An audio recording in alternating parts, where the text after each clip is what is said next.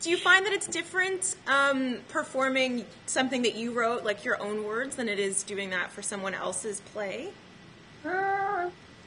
In this case in particular, because the content was so dark and stuff, it was important that, again, it go to the community. So Yellowknife was the community I started with, and I didn't want to label it Northern, and I didn't want to label it Indigenous. I wanted the community to see it and see how they engaged the story and get their feedback.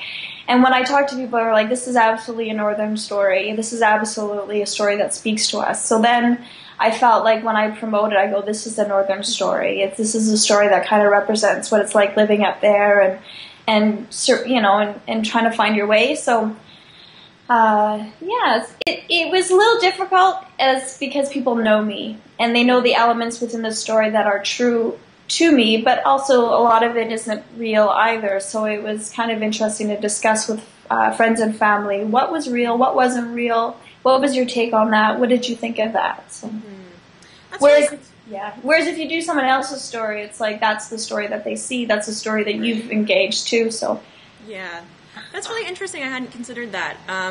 That the audience for your for this kind of work, when it's your work, would be quite different. I guess it would be a very different experience doing it in front of people that you know very well, as opposed to taking it to something like Edmonton for international audiences.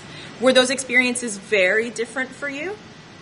They made it more academic down south, right? Sure. It just became more analytical. Whereas up north, it's like, oh, I felt that, oh, I liked that, oh, But they're like, is this Aboriginal theater? And I'm yes, it is. Very strange, but it was. That's an interesting conversation to have, I guess. Yes. Is that something that you come up against often, especially in southern Canada? Not too much. I think just because this was my work and I got it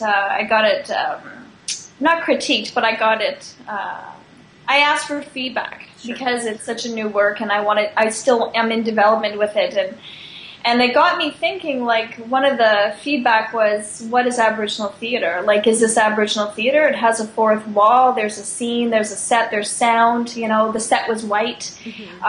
Is this Aboriginal theater? And I was like, it's such a good question. But what were you expecting to see? What were you expecting to hear? And that's where I'm actually kind of talking with people now across Canada a little bit casually. It's like, what do you define as Aboriginal theater? I think that is a constant debate within our community. Yeah. That's really interesting. Because I guess that would be a very difficult discussion to have sometimes in different contexts, depending, like kind of confronting people's assumptions. And we find that here in the visual arts often, things that don't look like much more traditional subject matter in the arts, people sort of go, what is that? Absolutely. Absolutely. I went to the museum here in Vancouver, and they have these amazing displays of all this traditional art, and then you're looking at it, but as you start reading it, you realize that they have contemporary artists in there with the traditional artists. So they have a piece from like the 1800s, but they also have a piece in there that was done 10 years ago. Right. And it's the same image, or it's a different image, and that's that's actually such a great comment that you made, or statement, is because we're still a growing culture, and we're still a developing culture, and we're constantly using the resources that we've used from the beginning, but we're re-inspiring them and reinvigorating them. And how do you define what is traditional, and how do you define what is contemporary? Yeah, it's and that's across the board for arts. Like, that's fantastic. That's true. Yeah, I don't think those conversations are limited to sort of Aboriginal artwork or performing arts. But it is a very interesting conversation to have in this context, or I'm sure in your context when you're performing your own work. So that's different. So I know that you said that you're sort of maybe bringing that somewhere else, but you don't want to say where. Do you have? I know you have a couple other new projects coming up too. Do you want to talk a little bit about them? Okay.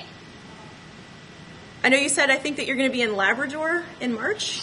Oh yes, yes. This is great. I did a band residency a number of years ago with a woman from Goose Bay, and we've been talking recently. And the Innu up there have the elders. They're starting to film their stories, and they're starting to translate them, and they want to get the youth involved into hearing them and trying to engage the youth so that they can learn their stories. So she contacted me. She's like, we're starting to do this, but we'd like to do something where there's a script and where the youth can perform them and film it. Like, we want to start recording and documenting these stories in a different sort of way. So I'm heading up there at the end of March to work with the youth up there for about 2 weeks. Wow.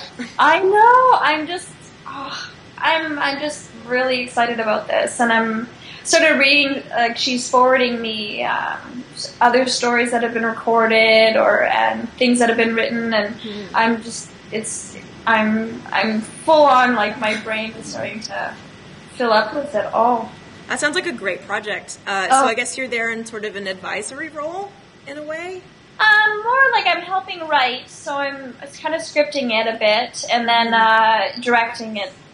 I'm basically writing and directing it. Okay, that's great.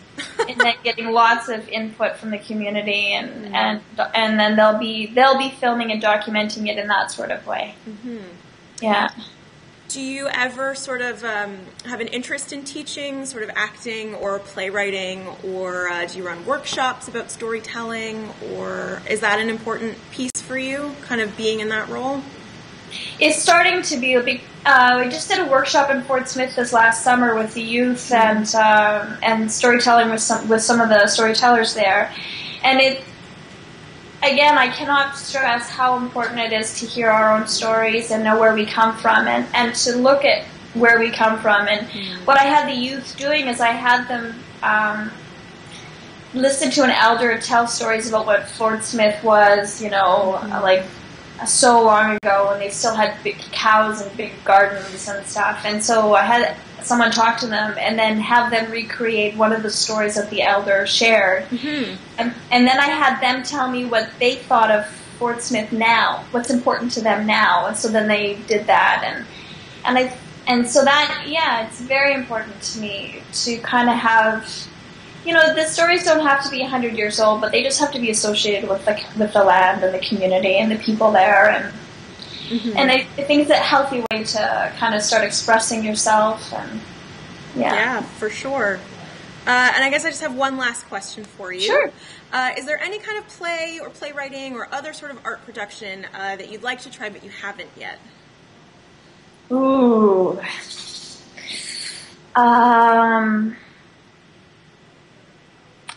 I don't know. I don't know. I just kind of. I don't know. That's such a good question. I just imagine ghost stories. I'm like, ooh, we should be doing more of these. I don't know how to do them. Like, I guess just like bigger. I'd like to have like. I'd like to see what I can do in my mind kind of be able to happen on stage sometimes, like the imagination. I'd like to have more imagination, and I'd like to see it more around me.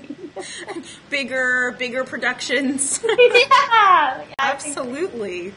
Yeah. Well, thank you so much for taking the time to talk to us a little bit about your work, and this is wonderful. It was great to get to know you better, and I hope that you will be able to come to Toronto soon and perform.